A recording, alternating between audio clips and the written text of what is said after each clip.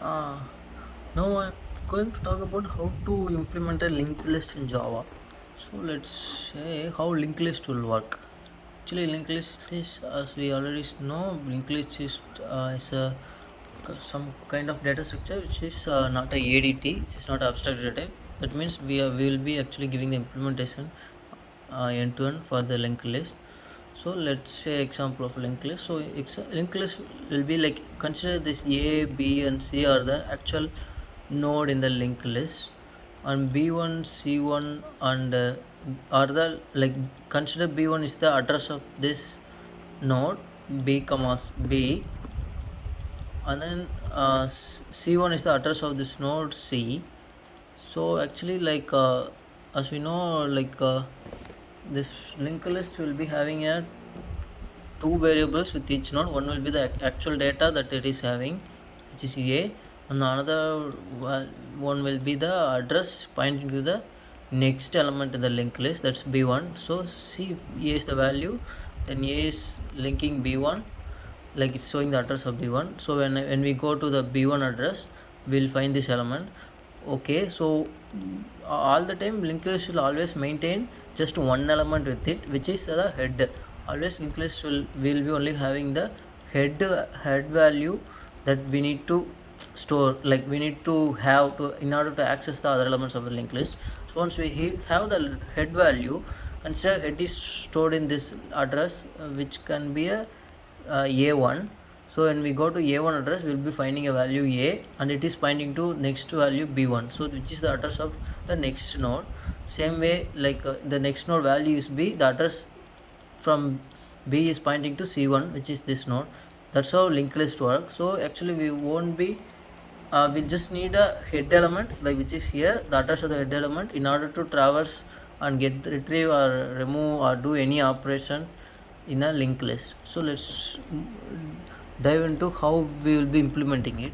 So we'll be here, if you see that we have a linked list class implemented. As I already told you, we always need a head.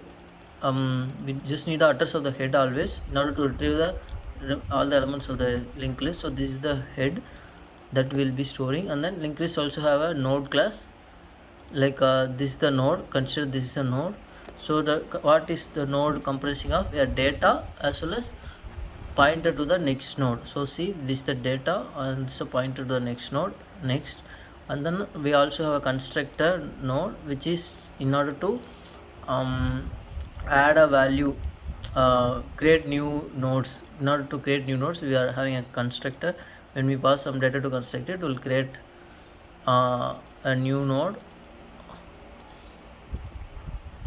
Okay, so let's go to the link, how we are going to create. So see, we are here, we are actually creating a new linked list. The new will actually create a new memory location in Java.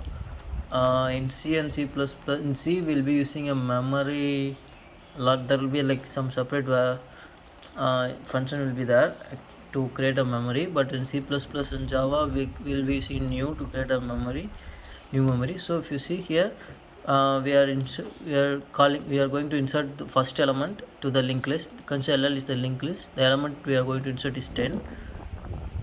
Okay, so here we will be going here. So the insert method in the linked list implementation will be like, it will be create, like, based on the data that we are giving, which is 10, it will be creating a new node for us.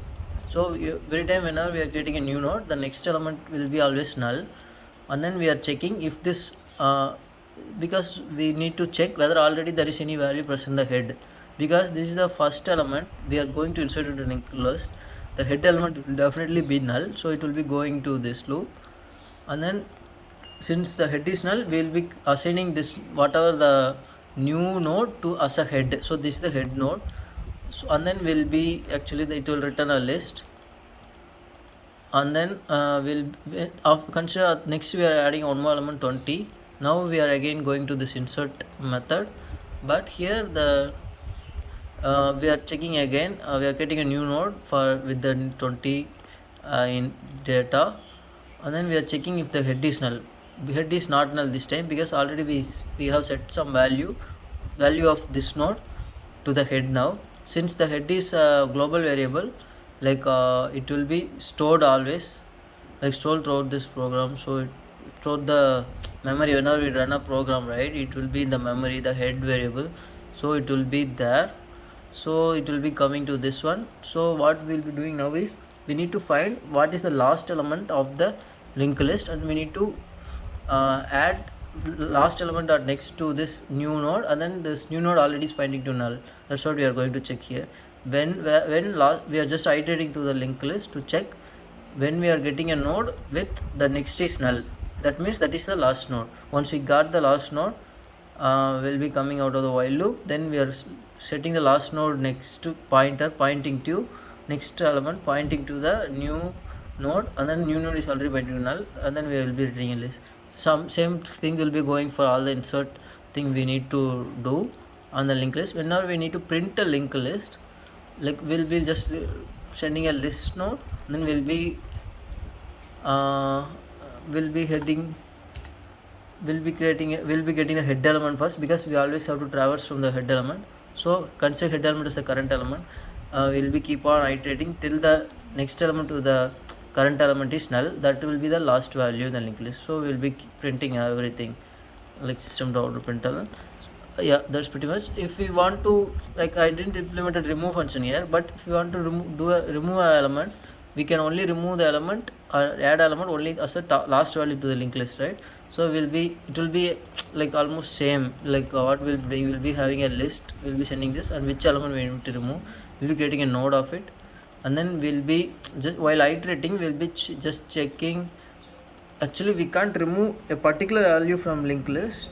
Okay, actually we can remove the particular value from linked list. We'll be just while we actually for removing we can add any element. We can remove element from anywhere in the linked list, I guess. Let me confirm that. Actually we can like we are doing like adding element to a linked list, we can also remove element easily, like even by the key, not only the last element.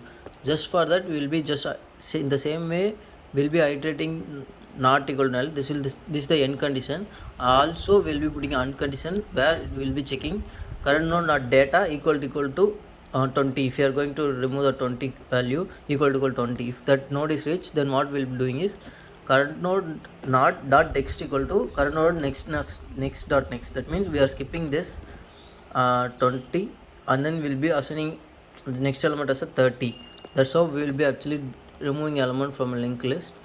You can see here in the example from Geeks for Geeks, we are checking not equal to null and data dot equal to key. We are just checking list dot head equal to current like this is case when node itself we are going to remove the head itself. If we are going to remove some element in between, previous node equal to current node equal to current node not next. That's how previous node next equal to current node next. That's how we will be doing it. Let it keep the previous node as it is need to change current node. Actually we can do it easily with this linked list. Also, like there are, as we already discussed in previous video, actually the linked list, whenever we are removing a linked list, it's like it will be whenever finding a element from a linked list will be O of n, because we'll be iterating through everything. Same way for removing also it will be almost O of n. This is the big O notation for this.